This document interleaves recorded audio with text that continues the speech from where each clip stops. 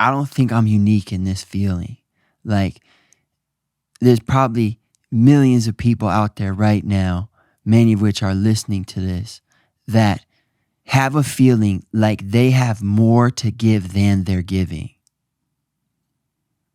And I believe when you really look closely, your depression, your anger, your frustration, your sadness often are a function of your love not being expressed. I think love is like water, like it has to flow out. When it stays still, it becomes rancid and it turns to hate. And all of us have to find a way to really give all we have to give. And oftentimes those emotions, if we call them negative, the other emotions are just life reminding us like, hey, there's more there. There's more there.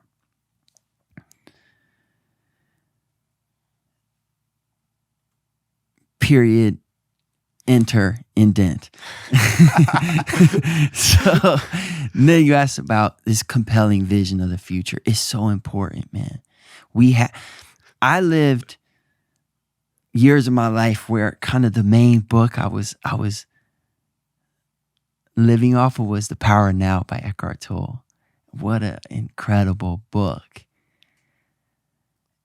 And I would be foolish to try to summarize it into a sentence, but one of the main themes is like life is here and now. Like Ram Dass said, remember, be here now. And that's a really important, I don't even want to say skill because it's bigger than a skill. That's a really important reality to be able to get into, to be able to be present.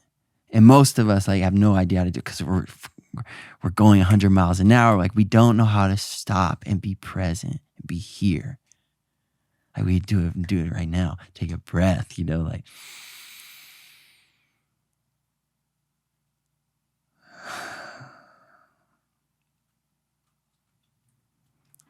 I think knowing how to do that is one of the most important things in life that I've learned so far. But I've also learned it's not the only thing. Having this compelling vision of the future is equally as important. And that's what Frankl's book is about.